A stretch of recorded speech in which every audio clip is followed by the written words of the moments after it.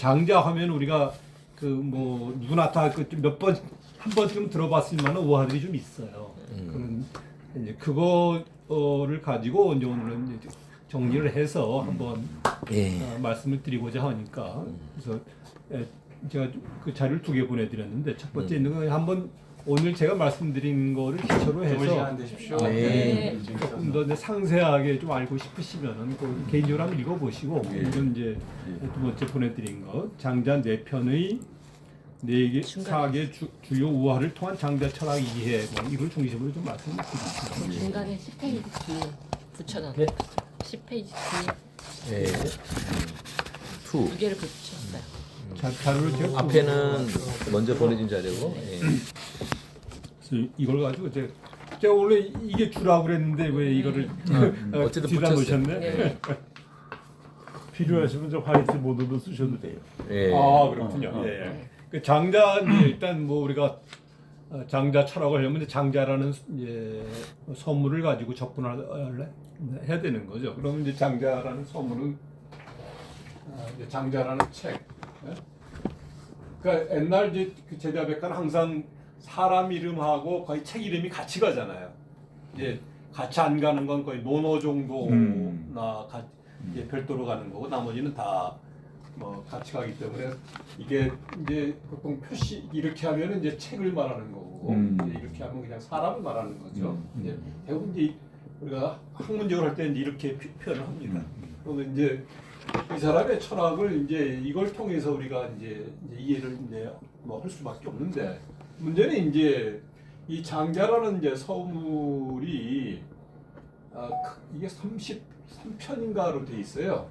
전체적으로. 근데 이 중에 이제 더 크게는 이제 4편, 외편, 자편 뭐 이제 이렇게 크게 이제 3분류가 돼 있습니다.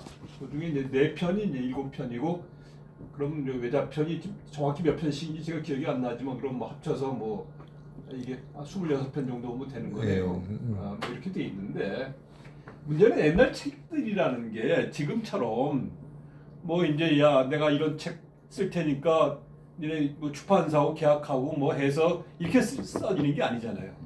예? 그렇게 써지는 게 아니다 보니까 어떻게 대체적으로 어떻게 형성이 되냐면 옛날에 처음에 이제 어떤 그 특정한 이제 뭐 철학가가 뭘 이제 이만큼 썼으면 거기다가 뒤에 후학들이 막 이렇게 붙여요. 네? 그래가지고 이렇게 책이 돼 있다. 우리 논어도 보면 논어 공자의 말씀만 있는 게 아니고 전혀 공자의 말씀이 아닌 그 후학들의 이야기도 제자들의 발언도 되게 많이 들어가 있다.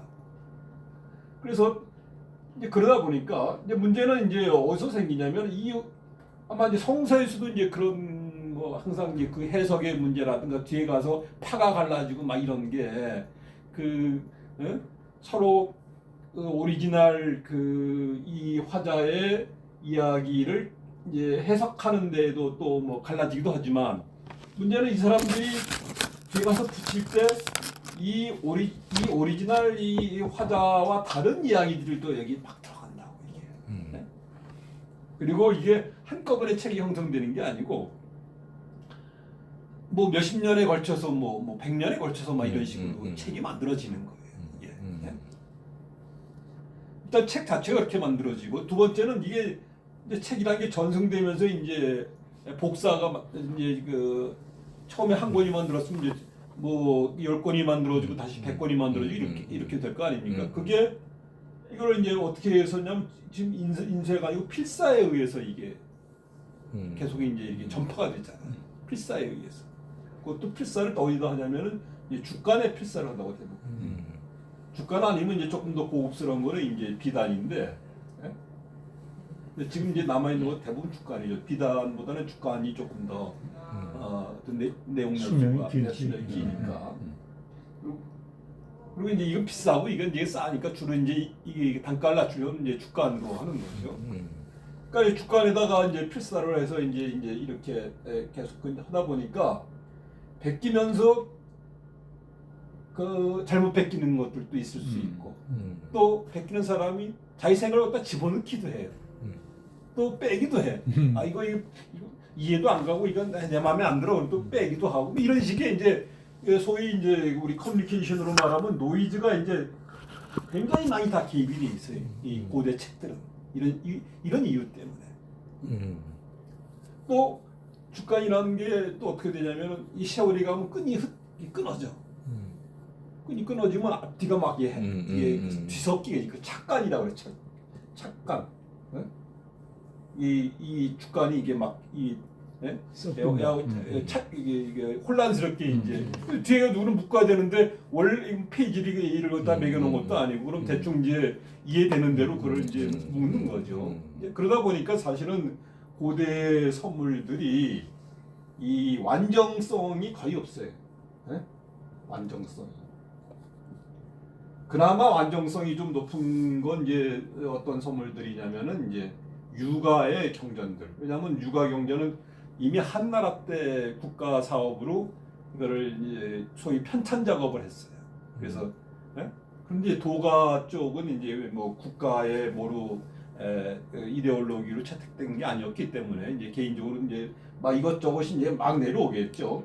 육아도 사실 그랬어요. 뭐 논어 같은 것도 뭐 노논, 제론, 노나라 논어, 제나라 논어 뭐 이렇게 해갖고 이제 그거를 어느 순간에 딱 해갖고 야 이게 정본이야. 우리 성경이 이제 여러 가지 그 성소 두루마들이 막 흘러다니다가 이제 그거를 어떤 그 콘스탄티노플 뭐 회의든가 뭐 여기서 이게 정본이야라고 이렇게 이제 정했듯이. 근데 육아는 이제 그런 작업을 하면서 그래도 이제 그런 노이즈들을 많이 제거를 시켰죠. 그래도 저는 지금 봐도 논어의 그게 진실성이 난 90%는 넘지 않을 거라고 생각이 들어요.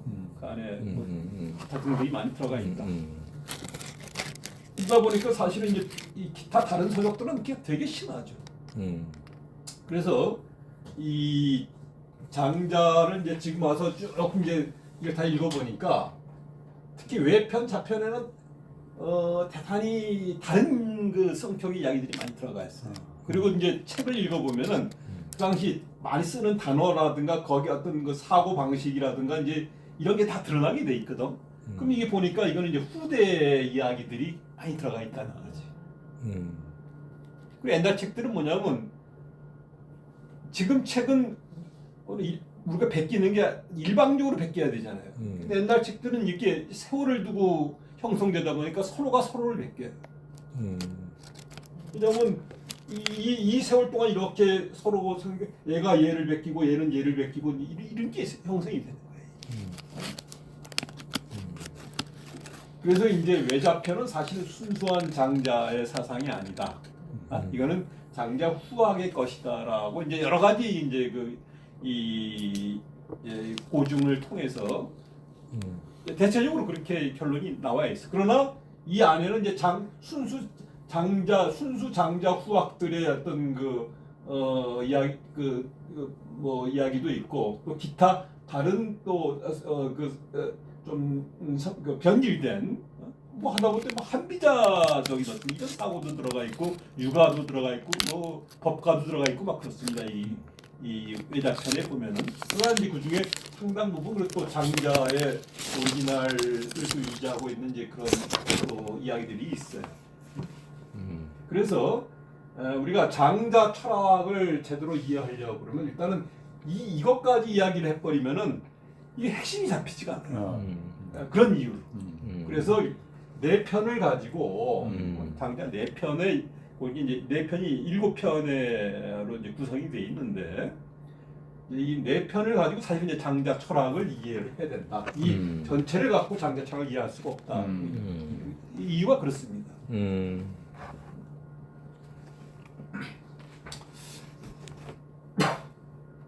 뚜껑이 어디 있어?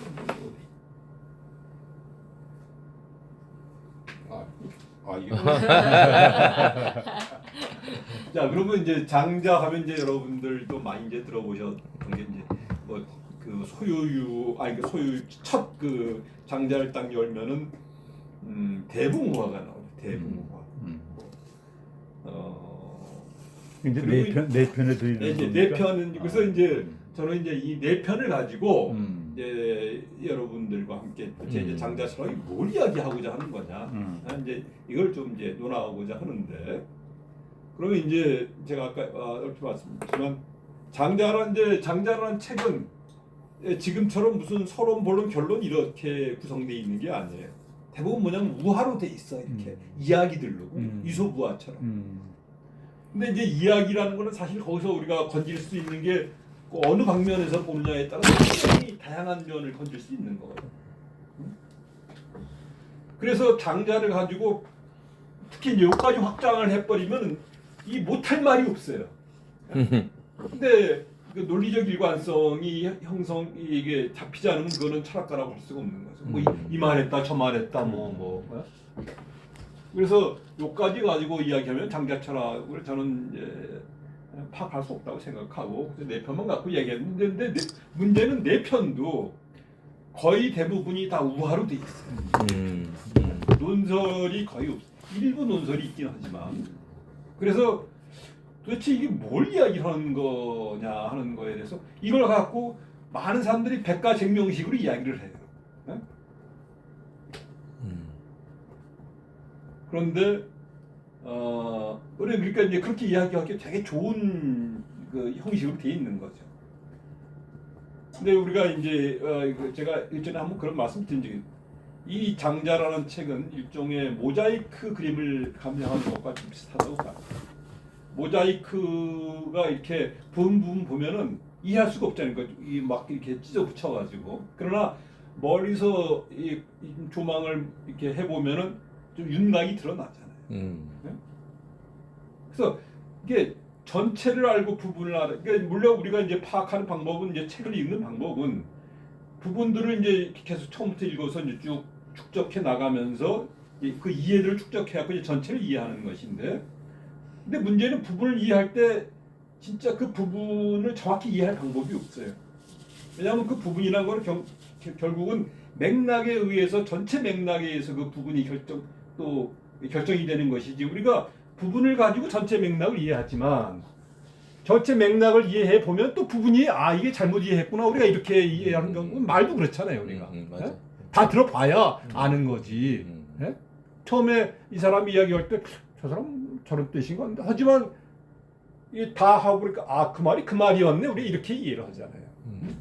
그렇듯이 이제 장자 이해도 그렇게 갈 수밖에 없습니다. 그래서 우리가 부분적인 이야기를 쭉 다 읽어보고 이제 거기에 대한 1차 이해를 하죠. 그래서 이제 전체 이해를 한 다음에 다시 전체 이해를 바탕으로 다시 부분을 또 해석을 해야 돼요.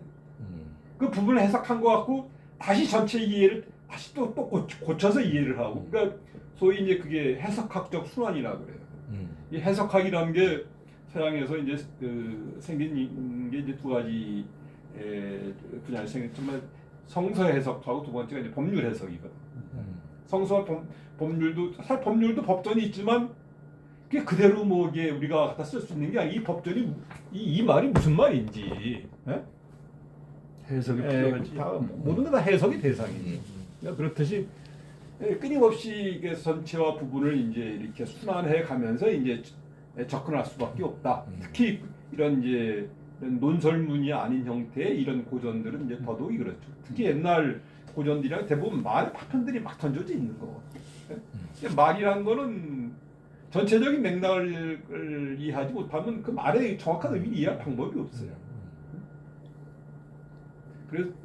그래서 전체에 대한 이해가 대단히 중요하다라는 걸 이제 제가 말씀드리는 거고, 이제 우리가 장자 이제 이야기하면은 아까 얼핏 말씀드렸다시피 그 생각나는 게 대붕과 정도는 다 누구든지 한 번쯤 들었고, 또 두 번째 많이 들어보신 게 뭐 나비인가 장자인가 뭐 깼더니 뭐 나비였다 뭐 이런 이야기도 정확히 몰라도 아마 이렇게 한번 들어보신 적이 있으실 거예요. 그 두 개가 아마 장자하면 대부분 알고 계신 이제 우화들이고, 그 다음에 또 좀 유명한 우화가 이제 포정해우라는 또 되게 유명한 우화가 있어요. 그게 포정은 이제 지금으로 말하면 백정인데, 그 백정이 소를 잡는 거를 이제 임금이 이렇게 지켜보고서 둘이 나눈 이제 이게 세 번째 포정해우 우화고, 네 번째가 이제 네 편의 제일 마지막 편에 있는 그 우화가 이게 혼돈 우화입니다. 이것도 좀 많이 알려진 우화죠. 그래서 이 대표적인 우화 그리고 이제 기타 좀 보조적인 우화 몇 개를 가지고 이 다양하게 해석되는 이 우화들의 흐르는 하나의 어떤 그 논점이 있는가 그리고 그것이 무엇인가 이제 이걸 저는 한번 같이 이야기해보자 하는 거죠. 네. 그래서 우리 한번 대붕우화 우리 낭낭한 목소리로 한번 좀 읽어주시죠. 네. 이 한문은 한문은 까막눈이라 분명히 물고기가 있는데 그 이름을 곤이라 한다. 곤의 길이는 몇 찰리나 되는지 알 수 없다. 변신하여 새가 되는데 그 이름을 붕이라 한다. 붕의 등 넓이는 몇 찰리나 되는지 알 수 없다. 온몸에 힘을 다하여 하늘을 날면 그 날개가 마치 하늘에 들이운 구름과 같다. 이 새는 바다가 일렁이면 남명으로 장차 날아간다. 남명이란 천지이다. 사실은 이제 이 고맙습니다. 대붕화가 이 뒤에 되게 이어져요. 막 반복되는 부분도 있고 그런데 이거 다 길게 되면 이제 좀 이야기가 복잡하니까 그냥 제가 가장 그 핵심 부분만 앞에 찾고 이것만 가지고도 이제 충분히 이야기가 돼서 이걸 소개를 한 건데 자 이거는 이제 북명이란 거는 이제 북쪽의 어두운 바다라는 뜻입니다. 그러니까 북쪽 바다, 남명은 남쪽 바다. 근데 거기에 물고기가 있었어요. 이제 곤이라고 하는 물고기. 근데 이게 엄청나게 큰 고기죠. 길이가 몇 천리라고 되는 게 있습니다. 근데 얘가 변신해서 새가 됐다. 그래서 새 이름이 붕이다. 대붕이죠. 붕의 등 넓이 역시 몇 천리나 되는지 알 수 없다. 이렇게 됐어. 그리고 얘가 남명으로 남쪽 바다로 날아간다는 뜻이에요. 그럼 여기서는 이제 변신이라는 한 가지 그 테마가 나와요. 곤이 붕이 되었다.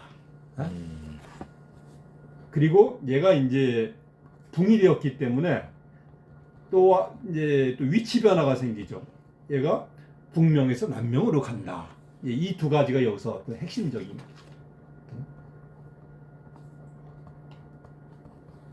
그러면 자 도대체 곤이 붕이 되었다라는 건 뭘 의미하는 거고, 그 다음에 북명에서 남명으로 간다는 건 뭘 의미하는 걸까? 이게 장자의 첫 문장 그 이야기거든. 첫 우화. 일단 그리고 엄청나게 크다고 그러면 이것도 무슨 의미일까?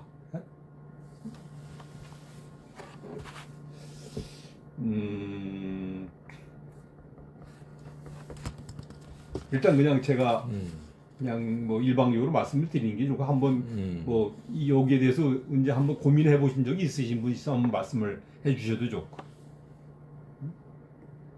그냥 스트레스로 그냥 쭉 하시죠 뭐.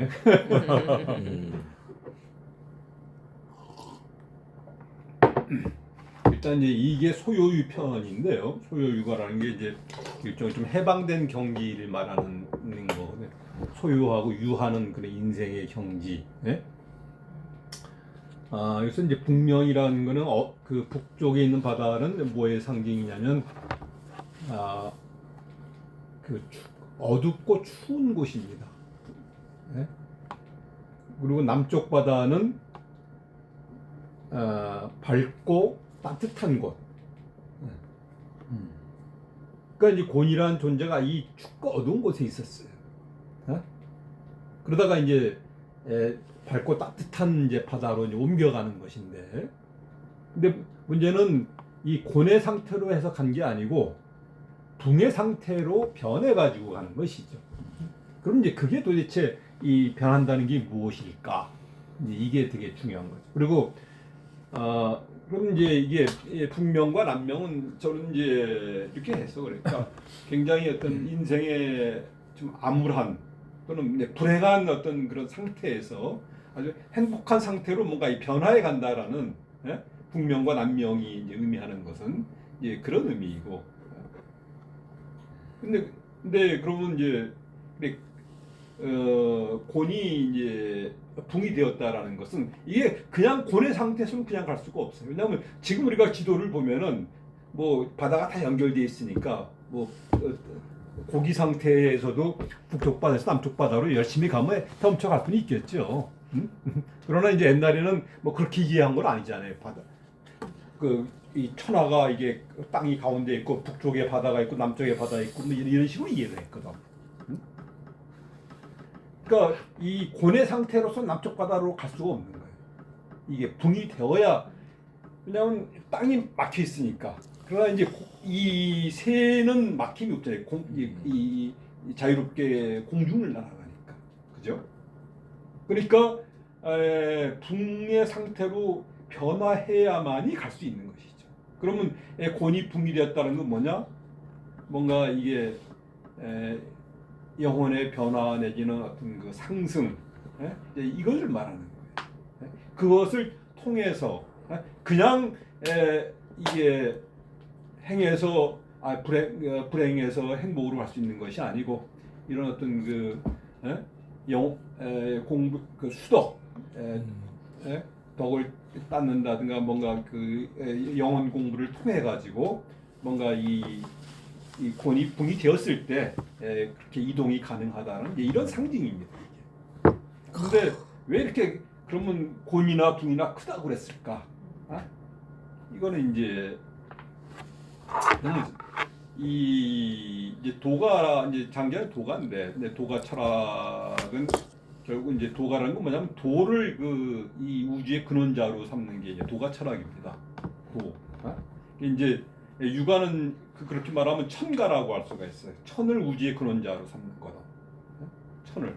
근데 이 도가는 도를 우주의 근원자로 삼는 건데, 근데 그 이제 도가 철학은 기본적으로 특히 이제 장자는 그 도와의 합일, 내가 우주의 한 부분이지만 그 우주의 근원자와 하나 될 수 있는 존재라는 그런 그 전제를 가지고 있어요.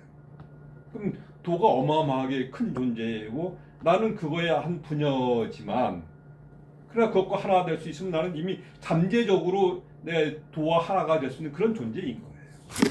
그러니까 불가에서 이 모든 중생이 다 부처라는 그런 그 이야기 있거든.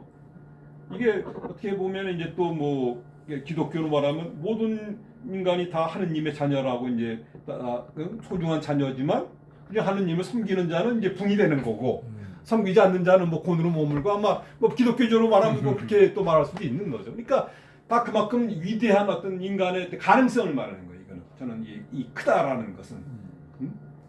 그러나 그 가능성에서 머무르는 존재가 있고, 이제 상승을 해가지고 이제 그 도와의 합의를 이룬 존재가 있고, 이제 이 차이가 있는 것이죠.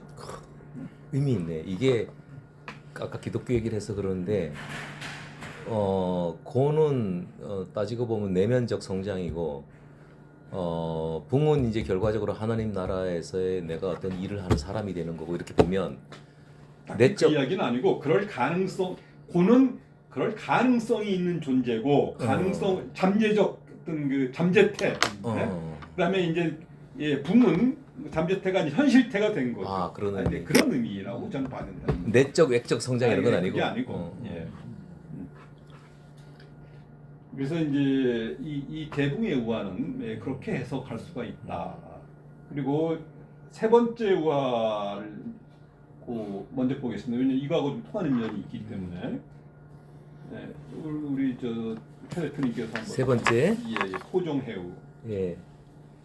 호정이 문해곤을 위하여 소를 잡는데, 손으로 잡고 어깨를 기울이고 발로 밟고 무릎을 구부릴 때마다 휙휙 소리가 울리고 칼질을 하는 소리가 휘휘 나는데 음율에 맞지 않은 것이 없어 마치 상림의 춤에 부합하는 듯 했으며 경수의 음절에도 맞는 것 같았다. 문해곤이 말하였다. 훌륭하구나. 기술이 어찌 여기에 이르렀는가. 방송국에 오니까 낭독하는 것 같네. 한 소절 더 볼게요.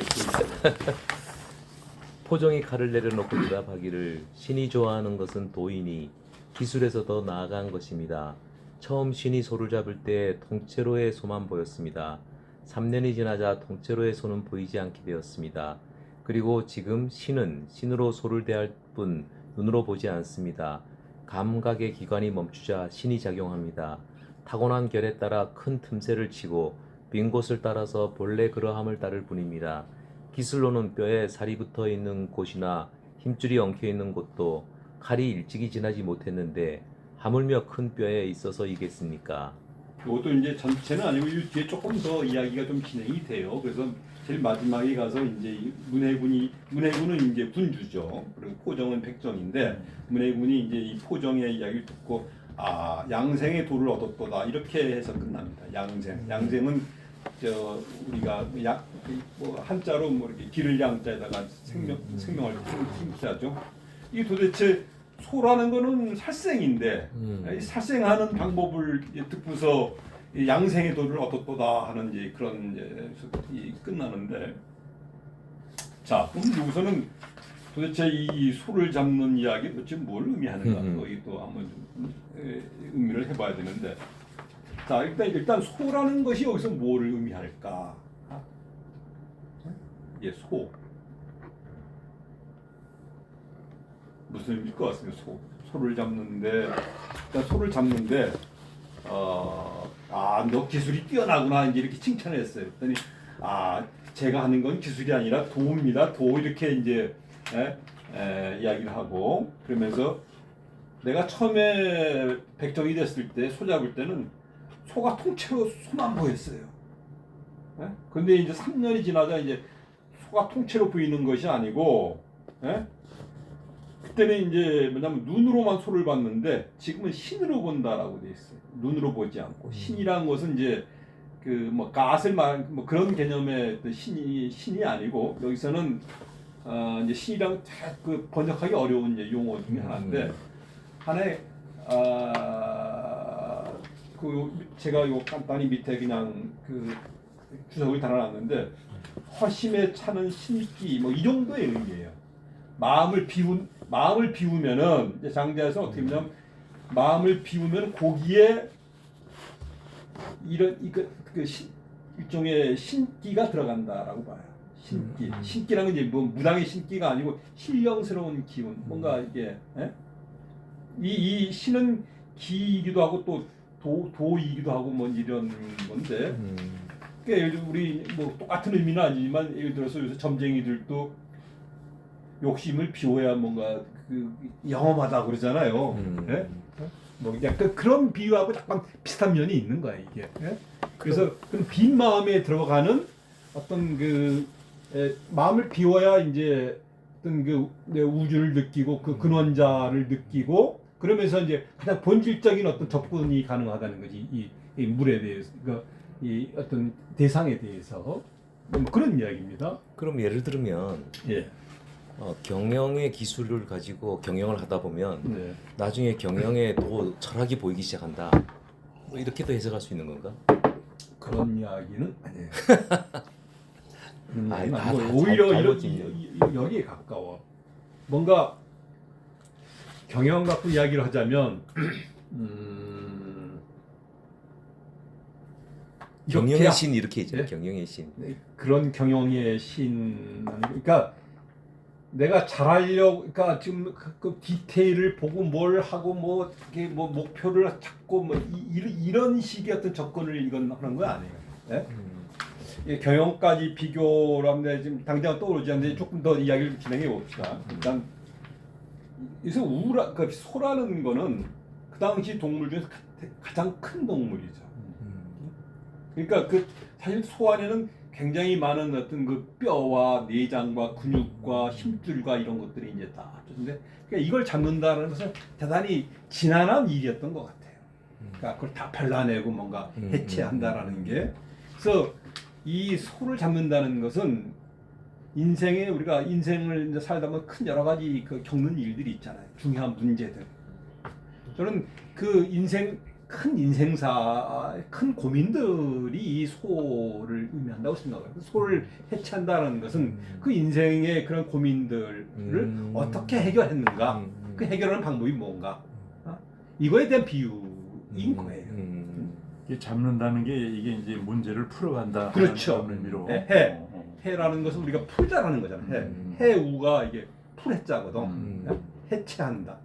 근데 우리도 뭔가 큰 문제덩어리, 한가 경영도 하나의 큰 문제덩어리죠. 그걸 어떤 식으로 그걸 풀어나가느냐 하는 게 그 이야기죠.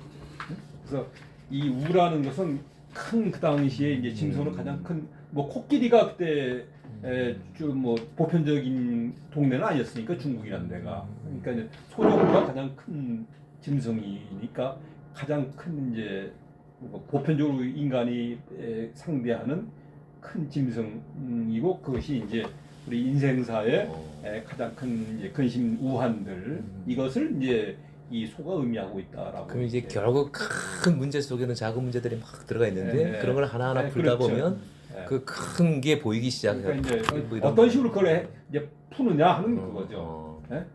근데 처음에는 그게 이제 눈으로 보고서 다 이제 판단했는데 세월이 지나니까 눈으로 보지 않고 이제는 신으로 본다. 눈으로 보지 않아. 하나의 빈 마음에 들어와 있는 나의 어떤 신령스러운 기운, 인사이트 뭐 이렇게. 인사이트 바로 그거예요. 그걸로 본다라는 그런 거지. 거지. 이제. 처음에는 통째로 그 소만 보였어.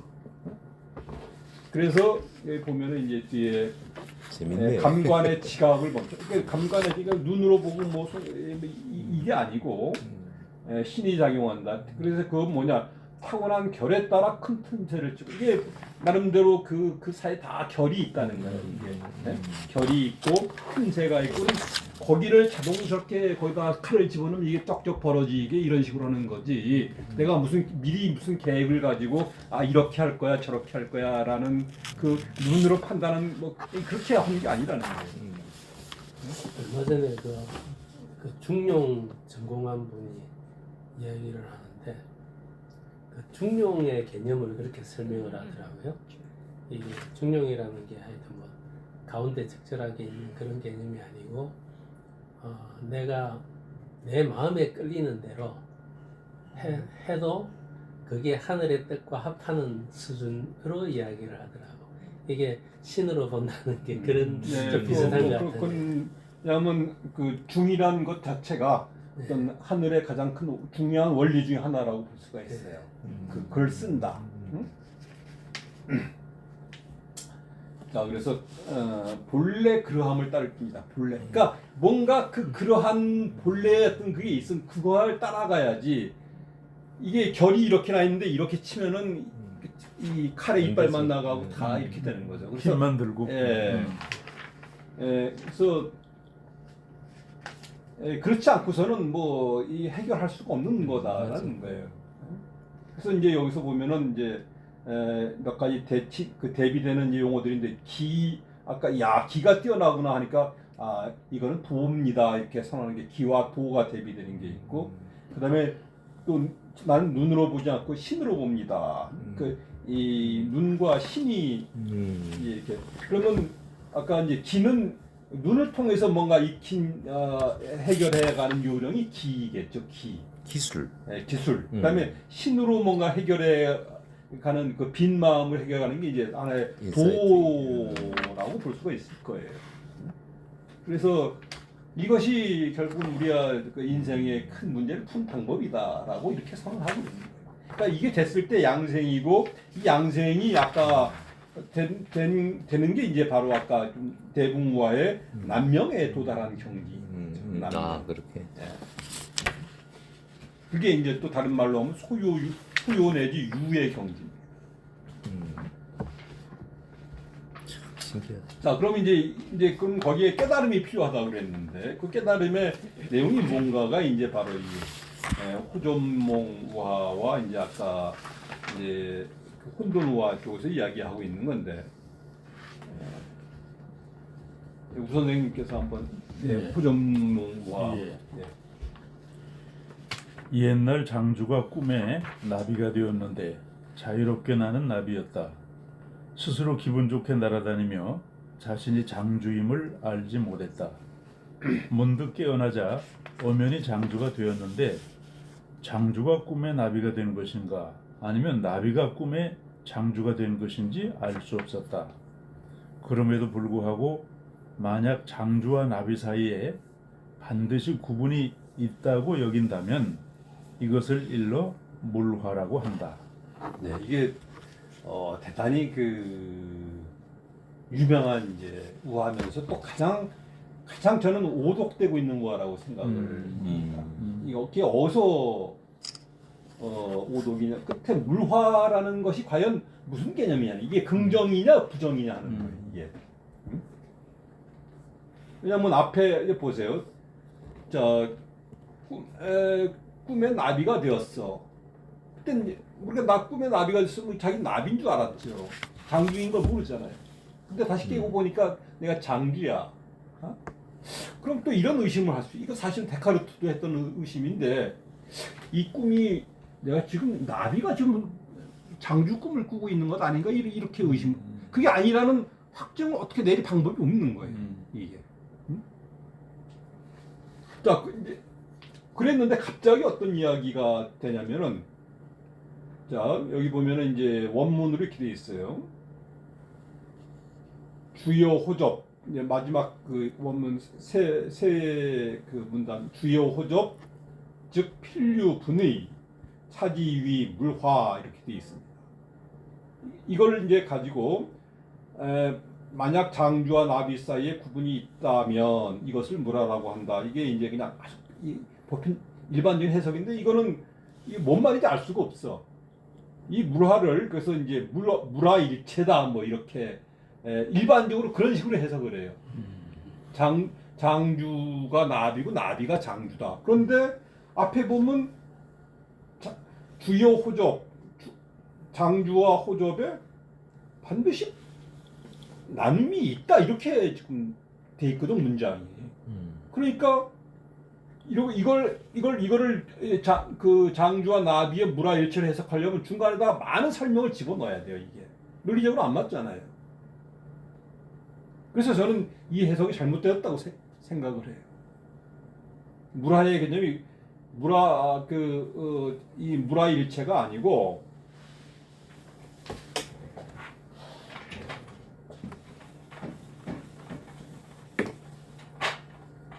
물에 따라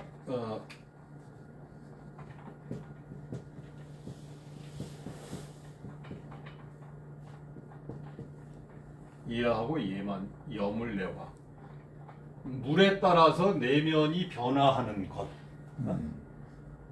그러니까 물이라는 거는 예를 들어서 내가 젊었다가 또 나이가 들면 머리도 빠지고 뭐 모양도 흉해지고 뭐 그렇게 변해 가잖아요. 그럼에도 불구하고 그 내 마음은 변화하지 않아야 돼. 장자의 차원에서는. 그런데 그렇게 되니까 뭐 내면에 변화가 있다는 거예요. 마음이 우울해지고, 내가 뭐 부자였다 가난해졌어. 그랬더니 뭔가 이 물이라는 거는 이제 제가 뭐 이게 사물뿐이 아니고 사물과 사태를 다 이게 포함하는 겁니다. 사물 사태. 대부분 사태예요. 중요한 우리가 인생에서 사물이 이렇게 중요하지 않아요. 사물을 기하로 한 어떤 사태들이지 우리한테 뭔가 이게 문제가 되는 것들은 사태의 변화에 따라서 내면이 움직인다 이런 뜻이에요. 이게 그건 뭐냐 장주인과 난가를 뭔가 구분하는 이 행위가 이런 결과를 맺는다라고 해서 저는 부정적인 해석을 이 부정적인 해석은 사실은 장자 철학 사상, 장자 그동안 그 해석 사상 제가 첫 주장하는 겁니다. 근데 이 박사께서 독특하게 그거는 네, 부정하는 이걸 부정. 네. 근데 왜냐면 긍정적으로 할 때 이게 쓸데없는 해석이 대단히 많이 필요해요. 이 논리적으로 말이 안 되거든 이게. 네? 제가 이거는 이제 뭐 논문을 발표를 해가지고 상당 부분 또 뭐 동의를 얻은 부분이 있고. 네? 그런데 이제 기존의 여태까지 해석은 다 이거 반대입니다. 거의 물화일체 뭐 이런. 근데 그렇게 보기엔 논리적인 이 점핑이 너무 심해요. 그러니까 나는 나고 너는 나비라는 이것을 확정할 방법이 없어. 그럼에도 불구하고 너는 나비고 나는 장자야라고 뭔가 이 구분을 짓는다 그러면은 그때는 결국은 뭔가 이 물에 따라서 내면의 어떤 불행을 겪을 수밖에 없다라는 이러한 선언이라고 저는 봐요. 그래서 이제 마지막 혼돈화를 보면 이제 그게 조금 더 그 좀 또 연관이 되는데 우리 유 선생님께서 한번 혼돈화 한번 보여주시죠. 남해의 제왕은 수기요, 북해의 제왕은 홀이며 중앙의 제왕은 혼돈이다. 숲과 홀이 때를 맞추어 혼돈의 땅에서 서로 만났는데 혼돈의 대접이 매우 훌륭했다. 숲과 홀은 혼돈의 덕에 보답하고다 생각하여 말하기를 사람들에게는 모두 보고 듣고 먹고 숨쉬는 구멍이 7개 있는데 혼돈만이 없으니 시험삼아 뚫어주자. 그래서 하루에 구멍 하나씩 뚫었는데 7일이 되자 혼돈이 죽어버렸다. 이게 이제 네 편의 마지막 끝에 있는 모합니다. 이 한번 그뭐 읽고 이제 그 들으셨으니 이게 뭘 의미하는 것 같습니까?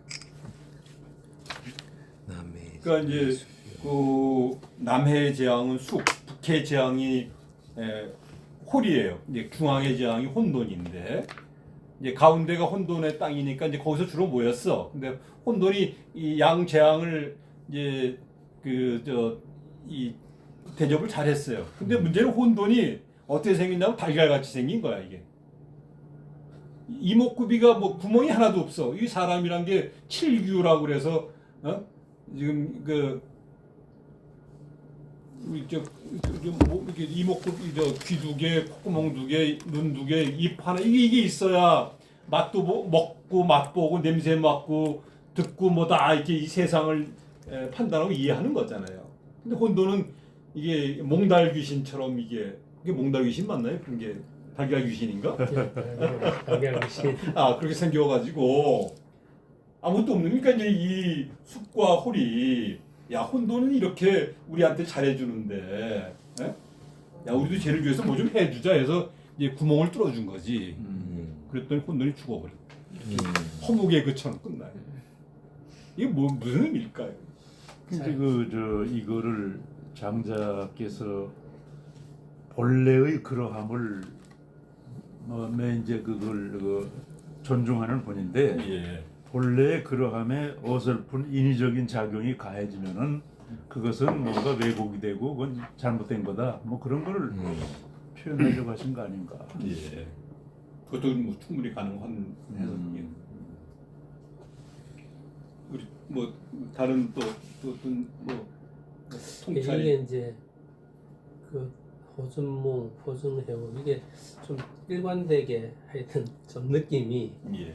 순리대로 그냥 자연 그대로 순리대로 이렇게 맡겨놓는 이런 그런 느낌이 드네요.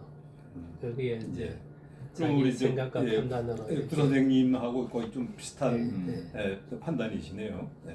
예, 저는 뭐 그런 해석도 충분히 가능하다고. 왜냐 아까 말씀드렸다시피 이건 대단히 다양한 그 측면을 우리가 볼 수 있는 거거든. 근데 이제 제가 이거를 아까 이제 이 순서를 구화를 1번, 3번을 하고 2번, 4번을 한 이유가 있어요. 여기서 구멍 7개라는 게 이게 되게 중요한 건데 구멍 7개라는 것은 우리가 물론 이제 이거 먹는 기관이기도 이게 맛을 보는 기관이라고 입으로 나머지는 이건 냄새를 맡는 기관이고 이거는 보는 기관이고 듣는 기관이죠. 이게 소위 아까 우리 감관이에요. 감각기관이고 우리 1차 우리 모든 정보를 이 감각기관을 통해서 듣잖아요. 이 세상을 판단하는. 그러니까 이 소리는 뭐냐면은 혼돈에게 그 감각기관을 만들어줬다 이런 말이에요. 이 사람들이 감각기관을 만들었더니 죽어버렸다라는 이 죽었다라는 것은 물론 이제 이건 뭐 좀 이게 상징적인 건데 이제 물론 여기서 죽었다는 건 이제 신체적으로 죽었다는 걸 말하지만 이것의 전체적인 저는 우화는 뭐냐면 이 사람의 마음이 불행해졌다. 심사 이 이야기는 신체적인 죽음을 말하는 거예요. 그러나 이것을 가지고 이제 말하는 거는 이렇게 만들어졌더니 이 사람의 마음이 그동안은 대단히 그 혼돈의 상태에서는 밝았어. 혼돈이라는 것 자체가 우리가 케이어스잖아요. 그 케이어스에서 해방을 시켜줘가지고 얘는 얘고 얘는 얘고 얘를 다 판단할 수 있는 그 상태를 만들어준 거예요. 그랬더니 불행해졌다. 그럼 이디가 있네. 그러니까 우리가 쉽게 말하면 아이들이 어릴 때 대단히 행복하잖아요. 뭘 모를 때. 그러나 이제 세상 알게 되고 뭐 해야 될 게 있고 뭐 의무와 권리 뭐 이런 그러면서 사실은 이제 좀 되게 이제 불행해지는 아니 이거는 약간의 뭐 좀 비유인데 뭐 그 일종의 좀 그러한 측면하고 비슷한 점이 있는 그렇게 거예요. 보면 뭘 가진 게 없을 때는 불행하지 않았는데 돈도 생기고 명예도 생기고 네. 뭐도 생기고 이제 그런 건데 근데 여기서는 이제 일종의 그러니까 감관이라는 것은 지식의 기초를 쌓는 겁니다. 이 감관이라는 게 세상을 이해하는. 너무 많이 아는 게 그러니까 병이라는 거예요. 아까 그러니까 이제 그 지식의 기초라는 것은 어디서부터 지식이라는 거는 뭐에서 출발하는 거죠? 구분하는 거에서 출발하는 거예요. 네? 구분하는 거. 분별해 나가는 거. 네. 분리해 나가는데 지식의 첫 출발이 그거잖아요. 우리가 모를 때 다 꽃이야. 근데 지식 이제 얘는 장미고 얘는 백합이고 이제 이걸 구분하는 거죠. 아니면 그냥 아니면 다 뭐 식물이야. 이렇게 알고 아는 것 같고 그 식물 안에서 얘는 이제 화초류고 얘는 뭐 무슨 뭐 나무류고 뭐 여러 가지 뭐 얘는 곰팡이류고 뭐 이렇게 또 구분하는 거잖아요. 그러니까 그게 이제 소리의 인지의 출발이거든. 이 경계를 나누는 것. 네? 그런 그게 바로 뭐냐 아까 이 저기서 말하는 둔이야 둔 이게 둔. 이 나눔. 네? 이게 이 지식의 출발이에요. 구분지. 그 말씀을 이 대목을 이렇게 보면서 퍼뜩 느끼는 게 근데 성경의 창세기에는 이제 하나님께서 사람을 지으셨는데 그 선악을 구별하지 못하게 지으셨거든 처음에.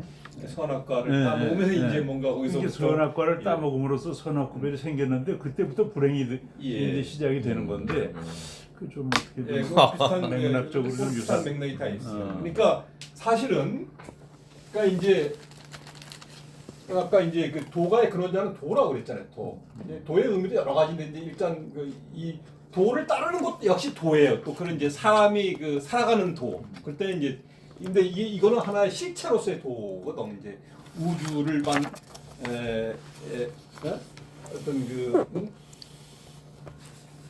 그러니까 좀 창조주의 어떤 그 역할까지 하는 그런 개념이에요. 이 도라는 것이. 근원. 예, 근원. 이게 아까 제가 근원자라고 말씀드렸는데, 그러니까 이 근원자에서 입장에서 보면은 잘생기고 못생기고 뭐 이런 선악이고 뭐가 이게 없는 거야. 그런데 이것이 이게 세상에 이제 나오면서 아까 우리가 이 7가지 구멍을 가지고 얘들을 이제 나누기 시작하면서 선과 악, 호오, 이런 걸 이제 다 구분을 해 가면서 이제 구분이 이제 그런 어떤 경계를 이제 경계를 만들게 되면 필시 거기서 뭐가 생기냐면은 구분이 되면은 여기서 생기는 게 바로 이겁니다. 욕망. 소유. 좋은 것은 가지려고 하고 좋지 않은 것은 기피하려고 하는 이 욕망.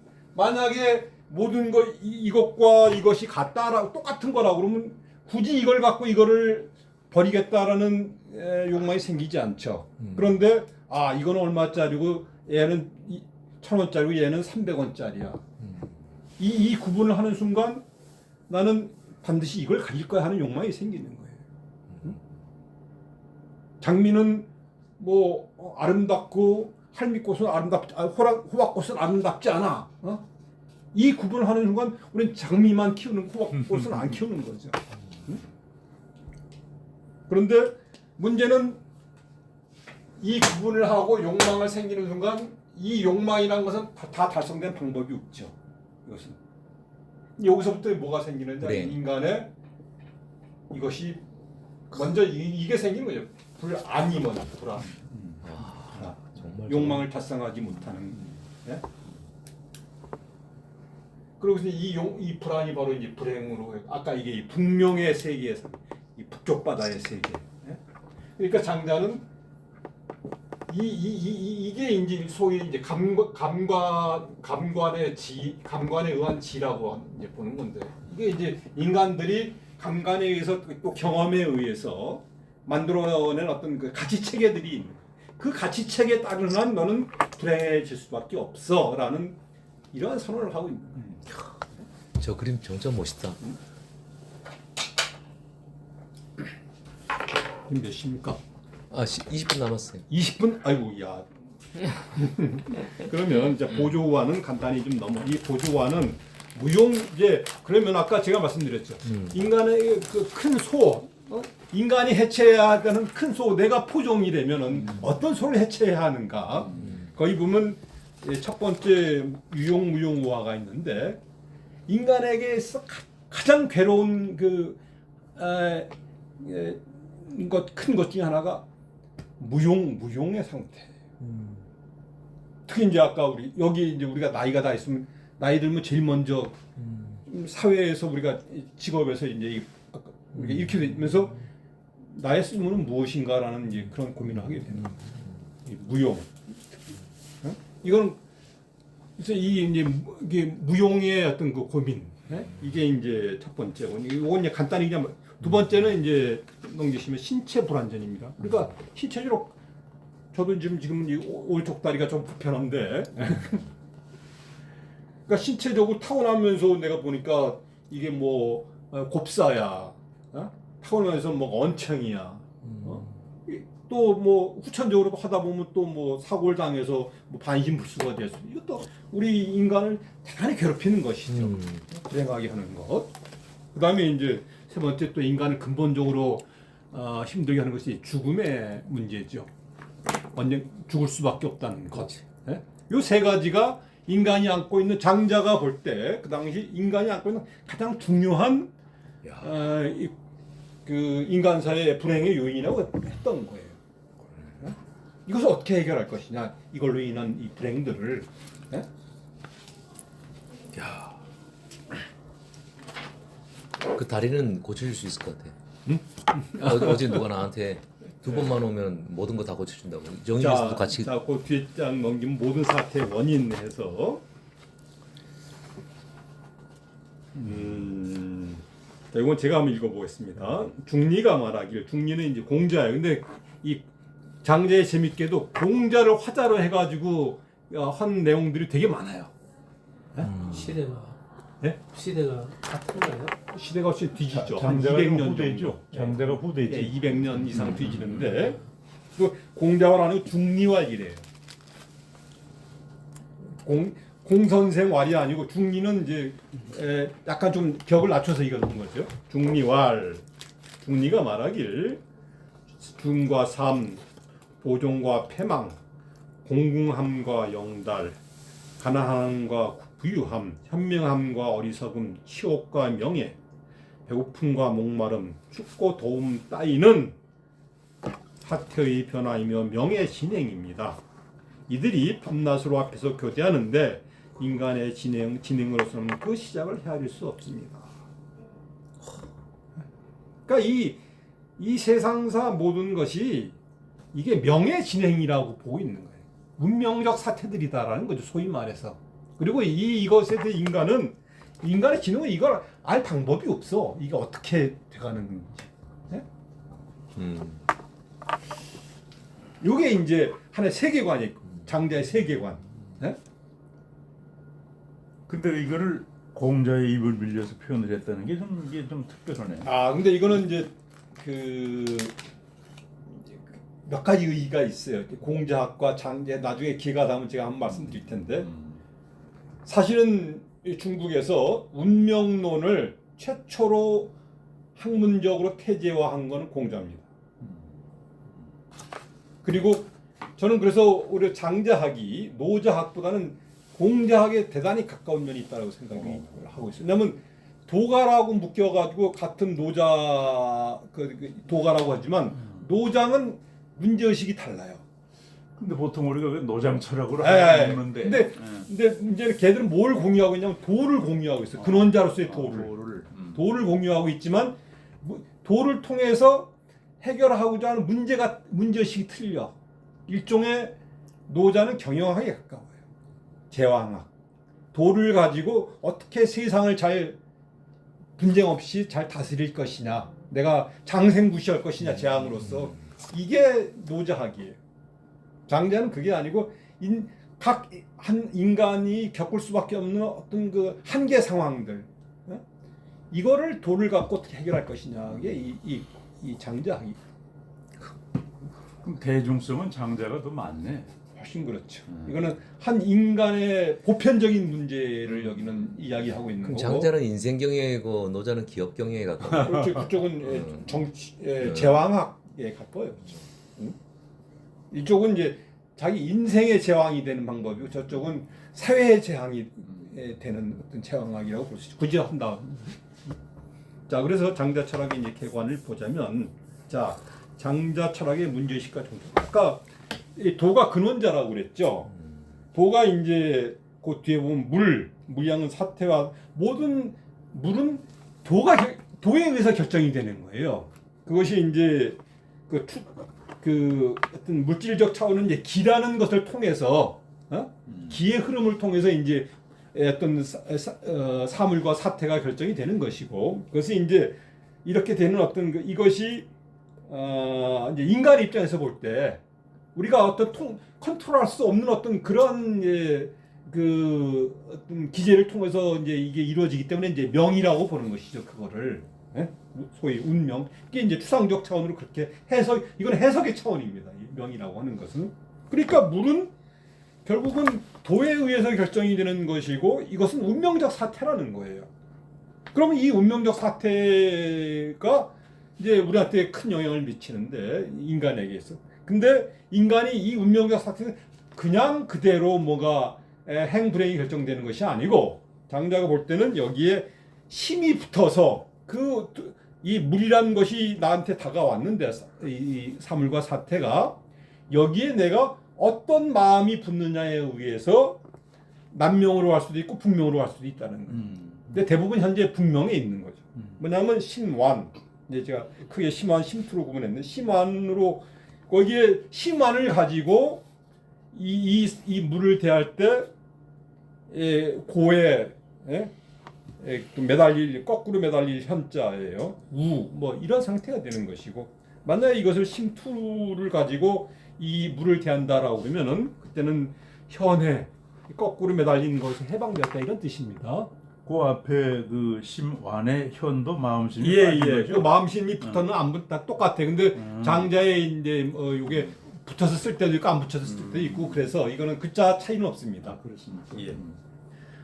그리고 소요 유 이제 이렇게 갈 수도 있다는 거죠.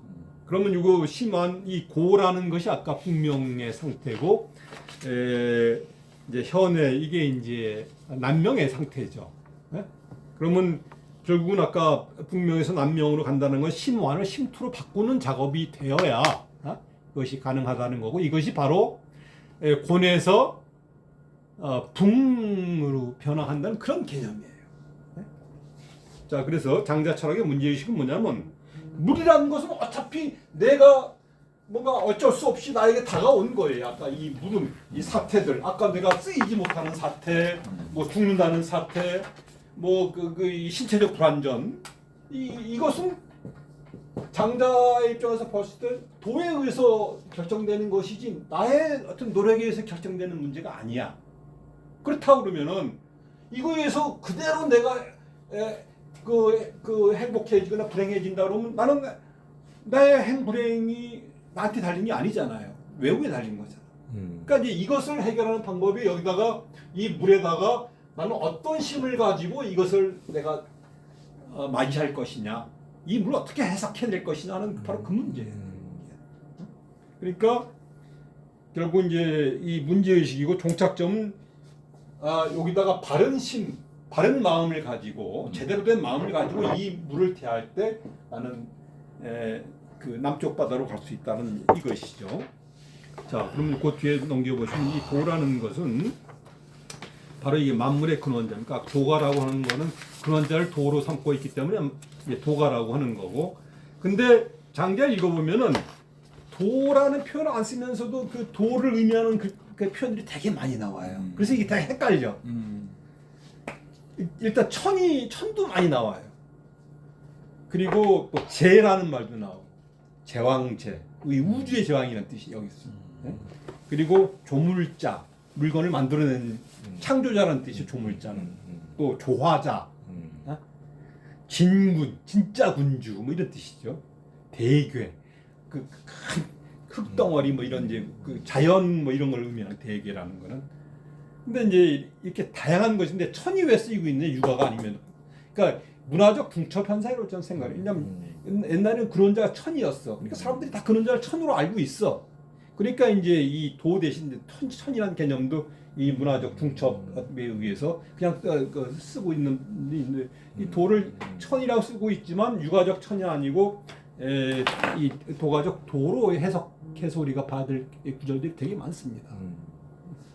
자, 그리고 물 다시 한번 먼저 말씀드리지만 이 물이라는 것은 장자 철학의 물은 사물보다는 사태로서 더 많이 쓰이고 있다.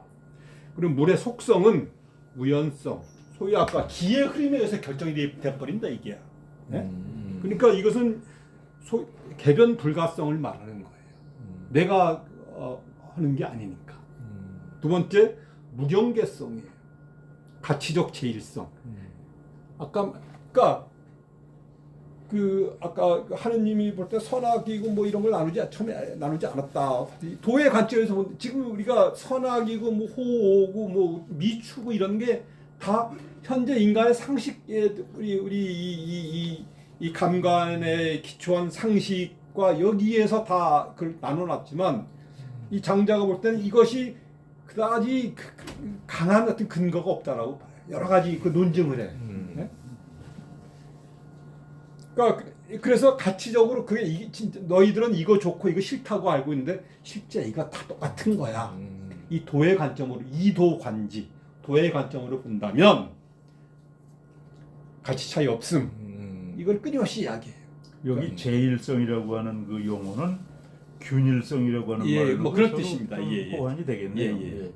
근데 이제 재물론 할 때 제자를 물을 다 같이 본다. 똑같은 이제 그래서 이제 제로 이제 쓴 이유가 그 재물론의 두 번째 장이 재물론인데 그러니까 가치적으로 크게 차이가 없어. 우리는 그걸 구분하고 있지만 이제 그래서 이제 아까 말씀드린 장자의 주요 물은 무용, 신부전. 신부전은 아까 신체적 불안전성을 말하는 거예요. 죽음. 이 죽음에는 이제 가난과 병이 또 죽음의 원인이기 때문에 그게 포함이 되는 것이죠. 그래서 이제 이런 물이 다가왔는데 이게 심이 여러 가지 내 안에 내가 많잖아요. 잘못을 하는 나도 있고 반성하는 나도 있고 또 그걸 괴로워하는 나도 있고 이 장자도 이게 심이 이제 여러 가지 층차를 가지고 있는데 기본적으로 일단은 지의 주체입니다. 심이. 그래서 이 지와 욕과 감정의 주체예요. 지식과 또 욕망과 또 그 결과로 느끼는 감정의 주체가 또 심이기도 하고. 근데 이제 그 심의 이제 특히 지와 관련된 심의 구분을 보면 아까 이제 제가 심한 심투 이야기했는데 여기는 소지와 대지가 있다는 거예요. 이 심화는 뭐냐면 소지는 분별지, 아까 나누는 것. 일단 구분을 짓는다는 건 반드시 거기에 호와 이런 게 따르게 돼 있어. 가치적 어떤 그 등급이. 그러니까 이게 이제 욕으로 귀결되게 돼 있고 욕망으로. 반면에 대지는 재물 모든 것의 가치를 그냥 하나의 우주적 근원자의 입장에서 본다라고 그러면은 그것이 차이가 없다. 물의 차별이 없는 거예요. 예. 그렇게 보면은 순리에 따를 수 있는 어떤 그 경지로 간다라는 것이죠. 그래서 인간사 고통의 해결 방안은 현재 그 물의 심원 아까 그 분별지가 붙어서 고와 우가 생기는데 물의 개조는 그러니까 이제 이 문제를 해결하는 건 결국은 물을 개조하거나 심을 개조하거나 둘 중 하나를 개조를 해야 되잖아요. 근데 물을 개조하는 건 안 된. 아까 이게 명의 영역이니까 이게 불가하다고 보는 것이죠. 그러니까 장자는 어떻게 되느냐? 물의 개조를 포기를 하고 심의 개조로 가는 거예요. 심환이 아니고 심투, 분별지가 아니고 재물지. 소위 인간의 상식의 수준에서 보지 말고 저 도의 관점에서 보아라. 이런 이야기야. 그렇게 되는 게 뭐냐? 바로 무기. 이게 이제 장자가 말하는 덕이에요, 소위. 이게 덕이고, 이제 이것을 표현하는 것들이 뭐냐? 이제 재물인데, 재물이 좀 궁극적으로 되면 무기. 내가 나와 너의 경계 이거부터가 허물어져야 되는 거예요. 야 내가 누군데, 내가 왕년에 뭔데, 예? 이렇게 나라는 어떤 이 주체 또 그 주체에 따르는 뭔가 자기의 에고, 이게 있는 한, 예? 인간은 이 고통을 겪게 돼 있다라고 보는 거예요.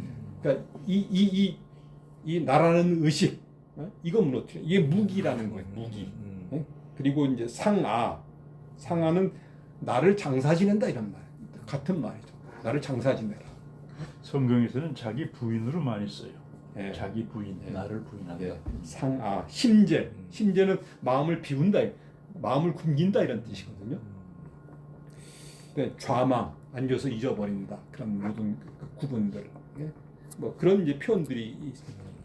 여기 그 좌망이 예. 굳이 여기다 좌자를 쓴 이유가 뭘까요? 이게 무슨 특별한 의미가 있을까? 이제 우리가 대체로 이제 우리가 그런 뭔가 사고를 하고 뭐 할 때는 앉아서 생각을 하잖아요. 아마 이제 그런 상태이기 때문에 이제 앉아서 좌망이라는 걸 조용히 잊어버리자. 그렇죠. 좌선이 든다라고 이렇게 이제 불교에서 뭐 그런 개념이라고 보시면 돼요. 와 이거 이 그림이 아주 쏙쏙 들어오네. 예. 자, 그래서 이제 장자차를 정리하자면 장자의 문제의식은 운명적 사태에 대한 잘못된 대응으로 인하여 거꾸로 매달려 있는 인간의 고통이 바로 장자의 문제의식이었다. 이거 어떻게 해방시켜 줄 것이냐. 그래서 그 해결 방안은 재물, 모든 사태의 가치를 그래서 거기 매달리지 말라. 그 가치 구분에. 그리고 무기,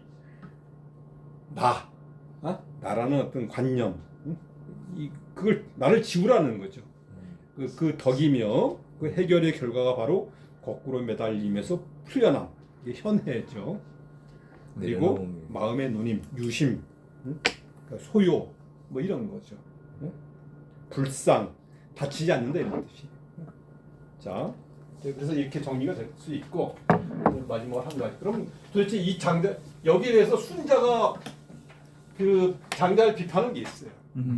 장자는 너무 하늘의 영향만을 중시해서 인간의 노력을 경시했다. 사실은 물에 대해서 인간이 개발할 수 있는 부분이 일부 있거든. 그런데 너무 이 인간의 역량을 경시하고 이 소위 도의 역량만 강조했다라고 이제 비판을 하고 있는데 그 비판 상당히 맞는 이야기죠. 자, 그런데 저는 이제 이렇게 생각을 해요. 그럼 지금 이게 이제 자, 저는 이런 그림을 한번 그려보고 싶은데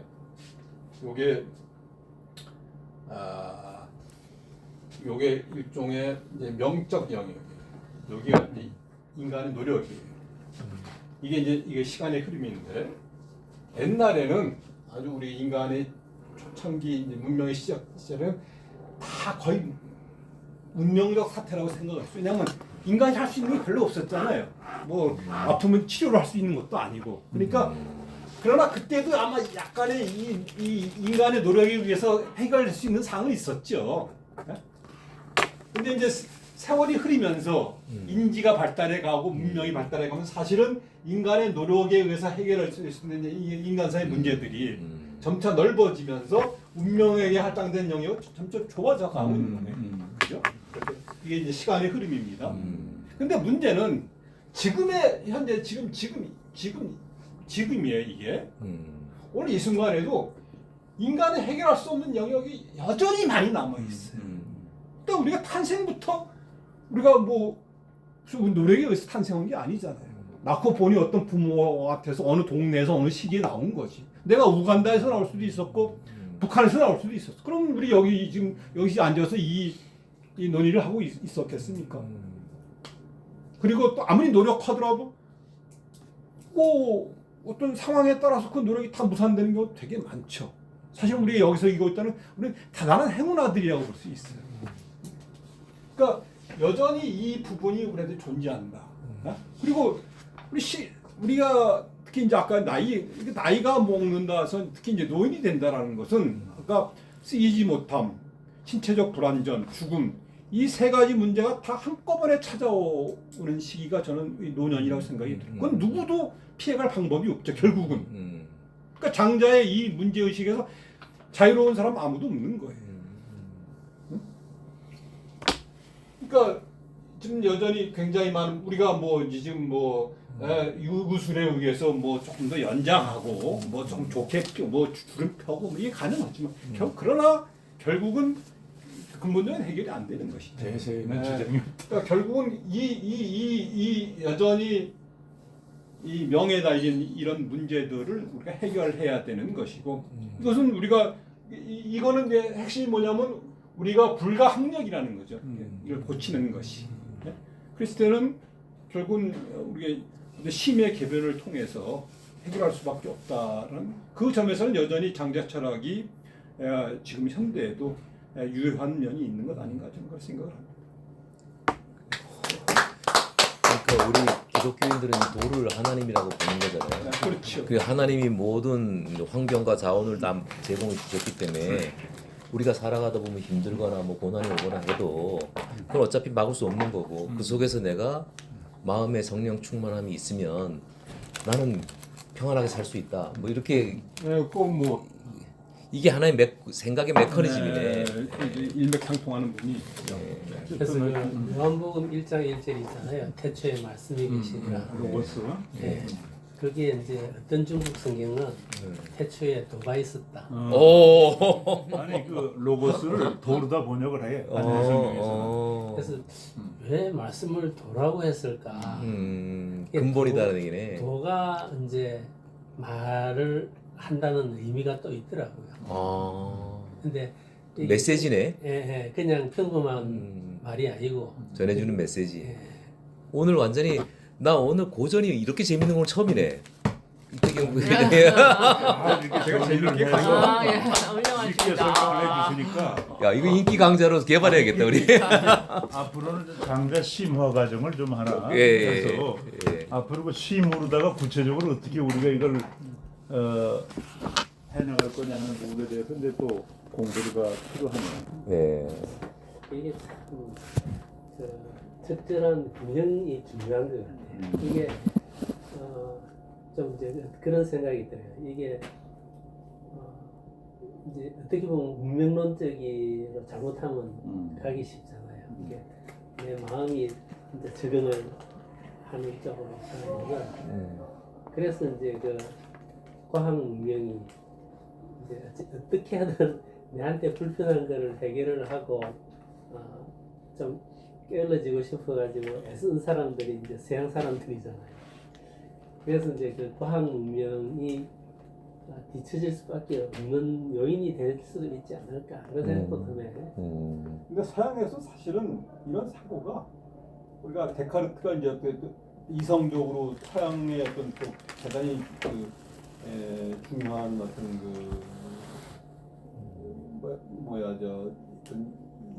이성의 주창자라고 하는데 데카르트를 읽어보면은 장자적 사고 그대로 들어요. 왜냐면은 그 자기 경률의 제 3경률인가 보면은 어쩔 수 없는 것을 장자적으로 해결하고 있습니다. 이 사람 장자를 읽은 거 아닙니까? 내 좀 그런 생각. 거의 여기 있는 이야기가 거의. 그런데 내가 그걸 질문하고 싶었는데 그 책이 예를 들어서 그 책이나 이런 내용이 그걸 담아서 쓰여질 수도 있지만 그걸 읽으면서 이태경 부회장이 갖고 있는 장자 철학이라는 프레임에서 그거를 보니까 그렇죠. 그게 그렇게 보이는 거 아닐까? 그렇죠, 당연히. 예. 근데 그런 측면도 있는 것 같아요. 이게 봤을 수도 있고 왜냐하면은 그 17세기, 18세기 때 그 유럽에서 중국 그 200두보시가 굉장히 유행했다 그러더라고. 그렇게 이제 중국 문화에 대한 어떤 이제 동경심 이런 게 많이 있었기 때문에 장자를 읽어봤을 수도 있고 번역이 됐을지 모르겠는데 들을 수도 있고. 네, 근데 또 뭐 반대 아니고 이게 사람의 이제 사고라는 게 공통적인 측면이 있으니까 별도로 이렇게 사유하고 이렇게 하는 게 이 같이 발전하는 이게 그게 있을 수 이게 있는 것 이제 뭐 두 가지 다 가능성이 있어요. 근데 서양에서도 이 운명론 철학이 초로 그 제기된 게 어느 시기냐면은 헬레니즘 시기예요. 헬레니즘은 뭐냐면 이제 고대 그 히랍의 질서가 무너지고 약간 무질서하게 됐잖아요. 그다음에 저 알렉산더의 이제 정복이 뭐 이렇게 시작되고 이러면서 이 세상이 어지러워진 이제 그런 시대거든. 그러니까 내 목숨이 아니고 뭐가 이 나의 어떤 주체적인 어떤 그 뭐로 그러니까 내가 나의 주체가 될 수 없는 어떤 그런 상황들이 된 거예요. 그때 이제 그 스토아 철학, 특히 에피쿠로스 철학에 보면은 이러한 이제 이 마음대로 안 되는 이 문제를 어떻게 해결할 것이냐 하는 것이 그 철학의 되게 중요한 화두로 이게 떠오르게 됩니다. 그러니까 중국에서도 이 장자는 춘추 시대가 아니고 전국 시대거든. 춘추 시대는 그나마 질서가 조금 잡혔던 시대예요. 이게 이제 전국 시대는 완전히 서로 전쟁에서 약육 강식했던 그런 시대가 됐기 때문에 이게 내 목숨이 아닌 이제 그런 시대가 된 거거든. 그러면서 이제 특히 이 운명론이 이제 또 그러니까 동서가 그 시대적으로 비슷해요. BC 한 200년 요 300년 요때. 그게 기독교도 그랬다 그러더라고. 기독교도 옛날에 구약에 보면은 하나님의 복이라는 것은 물질적이고 자손의 복이고 이런 얘기를 하다가 이게 이스라엘이 망하고 바벨론으로 끌려가고 이제 살 길이 뭐 아무것도 비전이 없으니까 그때부터는 그런 게 복이 아니라 사람이 이제 하나님의 은혜로 말미암아 천국 가는 게 복이다. 구원. 그러니까 예. 바로 이제 저는 아까 제가 이제 이 장자의 그 학문적 근원은 오히려 그 공자일 수 있다라고 제가 이제 그런 이야기를 했는데 공자에 보면 이제 그 명에 대한 담론들이 제법 나옵니다. 이게. 그러니까 소위 이제 복은 결국 하늘이 주는 거예요. 복이라는 건. 근데 문제는 그 복과 행복은 다른 거예요. 그러니까 복을 그대로 행복으로 연결시키면은 나는 나의 행복은 다 밖에 달린 거야. 그런데 억울하잖아. 최소한 내 복은 못 받았어도 행복은 해야 된다. 그러면 이제 여기서 복과 행복을 단절시키는 다른 논리가 여기에 개입이 돼야 되는 것이죠. 맞아.